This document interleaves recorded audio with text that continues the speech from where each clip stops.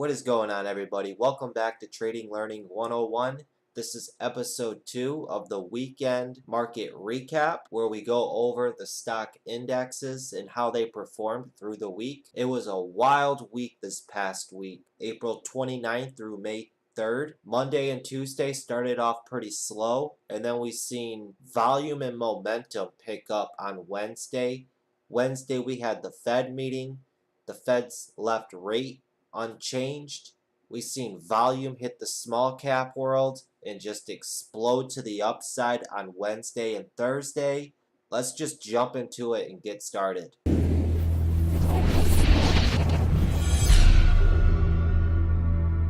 Alright, so the first one that I want to go over this week is the VIX, the Volatility Index. And if I bring up the daily here, you can see I had a price channel recently down on this, as it kept trending down and we were losing more and more volatility. But you could see Thursday here, we had a quick spike just out of the upper resistance line, and then it came right back down into it. So for a hot second there, we did get volatility in the market. So this is the VIX on the 3-minute time frame. Monday, it was pretty slow. The VIX gapped down to a new low, had just this morning sell-off, and then it just slowly grinded up as the day went on. Tuesday gaps up just slightly, quick spike, and falls right back down. And then Wednesday, it was choppy, because on Wednesday we had the Fed meeting, and we didn't know if the Feds were going to do rate hikes or not do rate hikes. Rumors were saying that they weren't going to do rate hikes, so they decided to come out with no rate hikes. And look at just this volatility spike into the close, right underneath 15 right there. The next day, this gets a slight gap down, sells off, and then ramps all the way up to almost 16, and then falls right back down. And then started to stabilize at the close, and then Friday, it went right back to where it started the week. Next up, we're going to go over the SPY. The SPY hit all-time new highs this past week. We talked about it last week when we said, I don't know if the market's going to make all-time new highs or if it's going to pull back. It was looking good for the SPY to make all-time new highs because the Nasdaq was hitting all-time new highs. And if I pull over the daily here, we could zoom in on this. You could see we were just inching up towards this resistance line, hanging around it, and then we finally gapped up above it and opened up at an all-time new high. Sold off down to the 13 EMA, and then bounced right back up. Again, this is the 3-minute time frame. Monday, it just slowly, gradually just went up and up and up and up. It was just trending up as the day went on. And then as we reached the final hour of the day, it just sold off. The next day, consolidated, quick dip down, recovered itself, and started to push up, and then consolidated into the close. Going into Wednesday, when we had the Fed meeting, we gapped up in prices to an all-time new high. And as soon as the market opened, sells down to the previous day's close, goes back up. You could just see the choppiness in it right before the Fed meeting. And then when the Fed meeting came out and said they weren't doing rate changes or no rate hikes, let's zoom in on this action here. The market doesn't like uncertainty, so we get this choppiness range, come up to the range here, and then sells down hard, and then more consolidation as the Feds are putting out, and then it just sells off with the news that they came out with. The next day, Thursday, we get a morning push up, and then sells off even more, making a new low on the week. And then at this point, it started to turn around. And that's when it started to rebound back up, pushes up even more, consolidates at the end of the day, and then Friday opens up and just gradually pushed up and up and up and up as the day went on. Big volatility up and down this week. The SPY definitely got moody as we approached the Fed meeting, and then after we put the results out. All-time highs at 295.45, and we make a low down here at 289.52. Just look at that big sell-off all the way down, and then at the end of the week it was able to come right back up pretty much 3/4 of the way. Big volatility and range right there. Also, job reports came out this past week.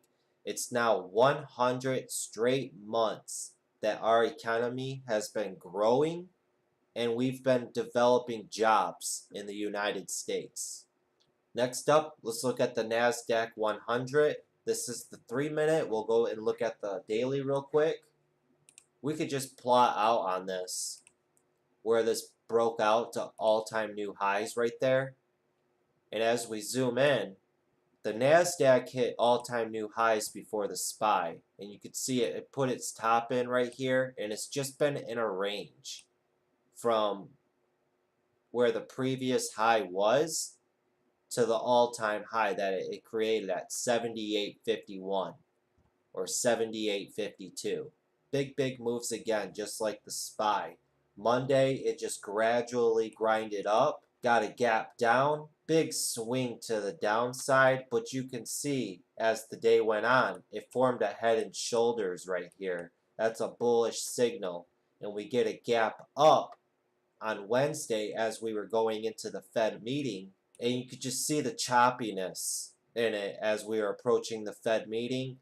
Right as we're about to do the Fed meeting, it sells off, consolidates, and a big sell-off to close the day. Thursday opens up, gets a quick push up, and then fails and sells down hard, making a new low on the week, and just starts grinding up at the end of the day. And then Friday, just slowly but surely, just grinded up and up and up. Closed really strong, approaching all-time highs as we closed Friday. Really good for the Nasdaq. The Nasdaq is looking very strong. Next up, we're going to take a look at the Russell 2000. I was talking about this last week, how this was preparing for an explosion to the upside. We can zoom in on this. This has been in a pretty much, it couldn't get above this 260s level right here, going back all the way to October of 2018. And we could see all the moving averages right in this area are converging. We got the 50-day about to cross above the 200-day, forming a golden cross. We got the 300-day crossed above we got the 300-day that crossed above the 200-day. And this thing was just getting tighter and tighter. We can even draw a trend line and extend that bad boy. And you could see just a big ascending wedge going up. And I said, anytime this thing could be exploding to the upside with the help of the SPY and the Nasdaq, how those were approaching and breaking out to all-time new highs. This is going to help push the Russell 2000. And we finally got that push to the upside on Friday. Again, this is the 3-minute chart on the Russell 2000. You can see Monday, it just slowly grinded up and up, and then went sideways into the close of Monday. Monday and Tuesday was just really slow in the overall market. Nothing much was going on. Tuesday starts to trend down. Quick little snap to the downside and recovers, and then consolidates the rest of the day. Wednesday, we have the Fed meeting. Again, just choppiness as you see. And then the Fed's release, sell down. Thursday, quick pop to the upside, falls down, makes a new weekly low, and quickly recovers and consolidates and closes pretty strong. And then Friday, we finally got that break to the upside. Just look at this, just going up and up, not looking back at all. Just straight up uptrend. And you could see that burst of momentum right there. Let's zoom in on that. In a great trend all day. just going up and up and up and up. Forms a nice little wedge right there, and then just gets that momentum and pushes right through that 160 level right here. Then starts to consolidate, gets a little burst, pulls back down, and then closes really strong, making a new weekly high and finally getting over and holding above that 160 level. So I'm going to be looking for the Russell 2000 to keep pushing up further and further. I'm going to look for the Russell 2000 to retrace back down to this 160 level where it had resistance and hold as support and start to move its way back on up. So very, very good for the Russell 2000. Really good. Next up, we got the United States oil. Just a nasty week for the United States oil. You could see this 300-day moving average here was acting as support for it. It was coming down to it, it fell below it, and now the 200-day moving average is acting as support, and the 300-day is acting as resistance now. But we do have the 50-day in just a great uptrend right now, looking to cross over this 200-day moving average here for a golden cross here pretty soon. And here's the 3-minute on the United States oil. You can see it established a high way up here, grinds up to that high, and then after it touched that high, it was just game over for it. Lower highs, and then finally broke through that support level, and then just made a new low here at 1269, and now it's got resistance at 13. Next up, we got the Dow Jones Industrial Average. We got the high up here at 269.52. And this has just been slowly but surely trending up, following along perfectly with the 50-day moving average as support, and just slowly but surely just making a newer high each time, coming right up to this big resistance line right here. I just plotted a couple trend lines on this. You could see this ascending wedge here is just getting really, really, really tight, approaching this resistance line, and it's just slowly but surely just trickling its way up and up and up and up. Same story as the SPY and the Nasdaq. Consolidation here on Monday. Quick snap to the downside, but recovers here on Tuesday. Wednesday, just choppiness as it made a new high on the week. Sells off when the Fed meeting, and then slowly recovers half of what it gave back. All this to the downside and comes straight back up halfway, consolidating there into the close. The overall market's bullish, so this is a great time right now to be in the markets. Yeah, volatility is low with the VIX, but you could see just how quickly the VIX came back in a flash, and you just had to be prepared for that. When the SPY was crashing down with the Fed meeting, after they put their reports out, that gave opportunity to the UVXY and TVIX right in this area. TVIX, resistance there at 20, just explodes from that range, from 1960s all the way up to 2160. The next day this opens, starts trending down right there as you can see, and then just starts U-shaping on up. Look at that. And just explodes to the upside from 2060 all the way up to 22.76, a $2 just real fast rip, and then it just quickly came crashing down. Got a nice bounce there at 2060 where support was, all the way up to 2180. Another bounce right there. And then it went right back to where it started the week. Next, we got the semiconductors. You can see way back here in March of 2018 where it had this high at 114. And then it recently broke above it to all-time new highs. When this pulled back, it bounced right off that all-time new high and got a great bounce from 114 up to 118. So the semiconductors still looking pretty healthy as it just recently hit an all-time new high, gets a healthy pullback, and it's bouncing and maybe starting to trend its way back on up to another high. We got the 3-minute here. You can just see this range on it. Got tighter and tighter, fell down. Next day gaps up, surges up, crashes down, surges back up. Quick consolidation, surges up, consolidates into the close. Gets a real big gap up there at 117. And just choppiness before the Fed meeting. Feds come out, crashes down. Next day, surges right back up almost to where the high is, and then sells right back down, and then starts to grind its way back on up into the close.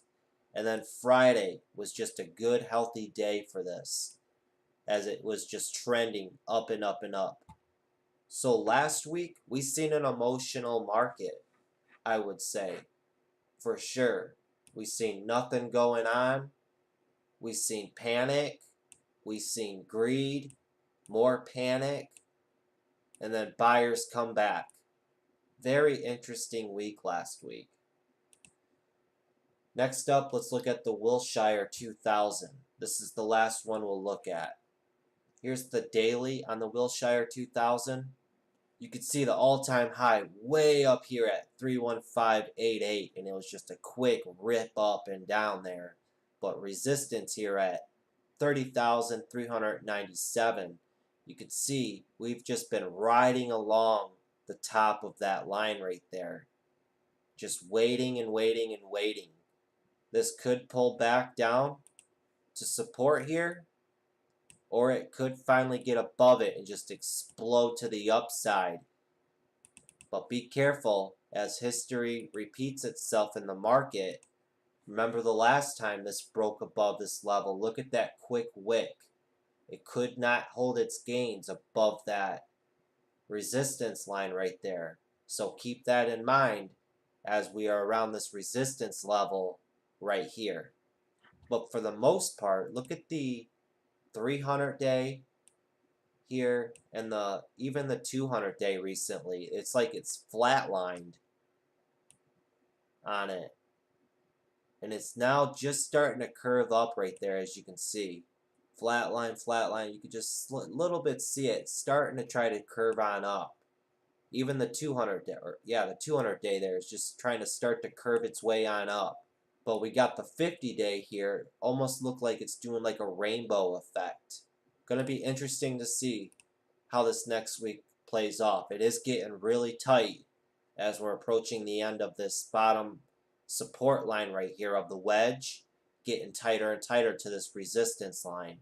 So look for the Shire 5000 total market index to explode to the upside. But like I said, keep that in mind as well. Look what it did right there. And this is the 3-minute of the Shire 3000.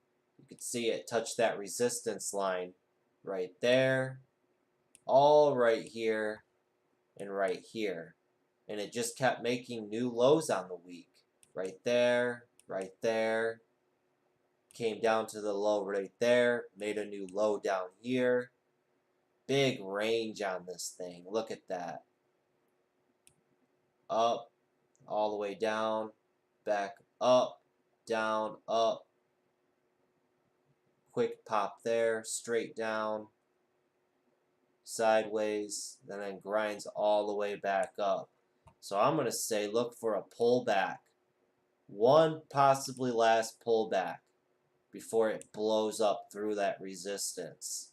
Watch out for it. I would like to see it make a higher low. Keep this low in mind. I don't want to see it fall back even lower of this. I want it to pull back possibly down into this area right here and then rip back up. But that's going to be it for this market recap of the index, guys. Thanks for joining me. If you haven't already, make sure you guys hit that subscribe button and join the Trading Learning 101 community. Smash that like button and make sure you all prepare for the upcoming trading week. It's going to be a great week ahead of us. We're entering into a new month. The market already showed that it's starting off on fire in the small cap stocks. We're nearing the end of earnings season. Market's been hitting all-time new highs in the SPY, the Nasdaq. The Russell 2000 has just broke out from a resistance area. Shire 5000's looking to break out. And the Dow Jones is looking healthy as well.